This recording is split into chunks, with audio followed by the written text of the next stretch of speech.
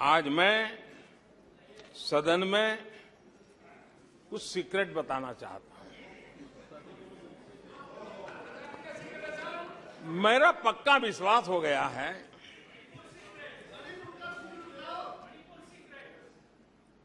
कि विपक्ष के लोगों को एक सीक्रेट वरदान मिला हुआ है। हाँ,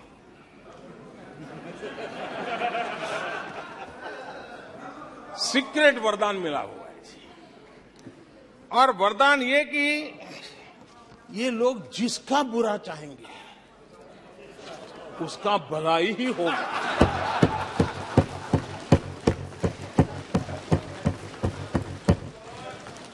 एक उदाहरण तो आप देखिए, मौजूद है। 20 साल हो गए, क्या कुछ नहीं हुआ, क्या कुछ नहीं किया गया, लेकिन भलाई होता गया। तो आपको बड़ा सीक्रेट वरदान है जी, और मैं 3 उदाहरण से ये सीक्रेट वरदान को सिद्ध कर सकता हूं जी। आपको ध्यान होगा कि इन लोगों ने कहा था बैंकिंग सेक्टर के लिए, बैंकिंग सेक्टर डूब जाएगा, बैंकिंग सेक्टर तबाह हो जाएगा, देश खत्म हो जाएगा, देश बर्बाद हो जाएगा, न जाने क्या क्या कहा था। और बड़े बड़े विद्वानों को विदेशों से ले आते थे, उनसे कहलवाते थे ताकि उनकी बात कोई न माने तो शायद उनकी मान ले। हमारे बैंकों की सेहत को लेकर के भांति भांति की निराशा, अफवाह फैलाने का काम इन्होंने पुरजोश किया। और जब इन्होंने बुरा चाहा बैंकों का, तो हुआ क्या? हमारी public sector banks net profit 2 गुने से ज्यादा हो गया। इन लोगों ने फोन बैंकिंग घोटाले की बात, इसके कारण देश को एनपीए के गंभीर संकट में डुबो दिया था। बीते दिनों की बात हो रही है, लेकिन आज जो उन्होंने एनपीए का अंबर लगा के गए थे, उसको भी पार कर करके और एक नई ताकत के साथ निकल चुके हैं। और आज सुबह निर्मला जी ने विस्तार से बताया है कि कितना प्रॉफिट हुआ है। दूसरा उदाहरण, हमारे डिफेंस के हेलीकॉप्टर बनाने वाली सरकारी कंपनी एचएएल, ये एचएएल को लेकर के कितनी भली बुरी बातें इन्होंने करी थी। क्या कुछ नहीं कहा गया था एचएएल के लिए, और इसका दुनिया पे बहुत नुकसान करने वाली भाषा का प्रयोग किया गया था। और एचएएल तबाह हो गया है, एचएएल खत्म हो गया है, भारत की डिफेंस इंडस्ट्री खत्म हो चुकी है। ऐसा न जाने क्या क्या कहा गया था एचएएल के लिए। इतना ही नहीं, जैसे आजकल खेतों में जाकर के वीडियो शूट होता है, मालूम है ना? हाँ, खेतों में जाकर के वीडियो शूट होता है ऐसा लगा करके।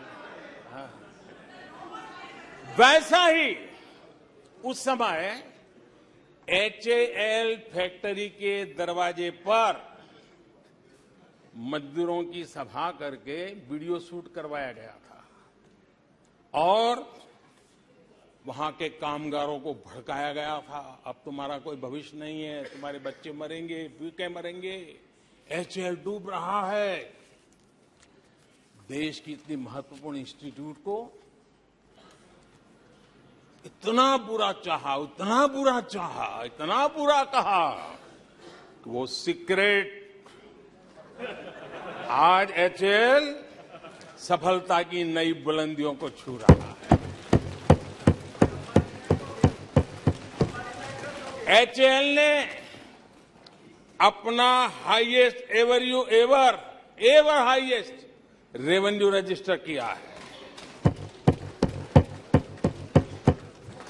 इनके जी भर करके गंभीर आरोपों के बावजूद भी वहां के कामदारों को, वहां के कर्मचारियों को उकसाने की भरपूर कोशिश के बावजूद भी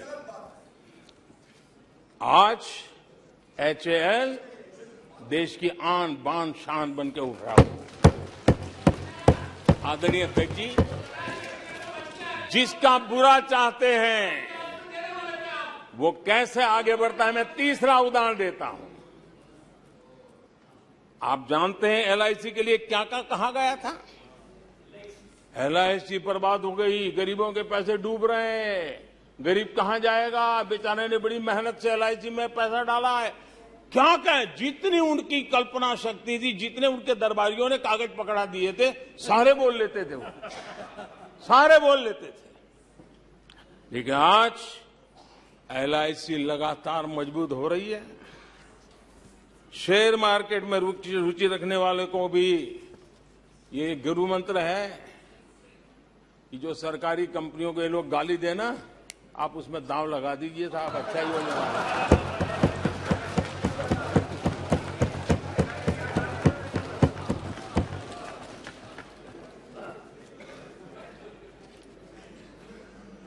आदरणीय अध्यक्ष जी, ये लोग देश की जिन संस्थाओं की मृत्यु की घोषणा करते हैं, उन संस्थाओं का भाग्य चमक जाता है। और मुझे विश्वास है कि ये जैसे देश को कोसते हैं, लोकतंत्र को कोसते हैं, मेरा पक्का विश्वास है देश भी मजबूत होने वाला है, लोकतंत्र भी मजबूत होने वाला है, और हम तो होने ही वाले हैं।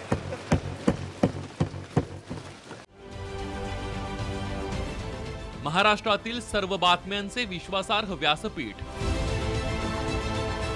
सकाळच्या सर्व सोशल मीडिया प्लॅटफॉर्मला लाईक, फॉलो आणि सबस्क्राईब करा।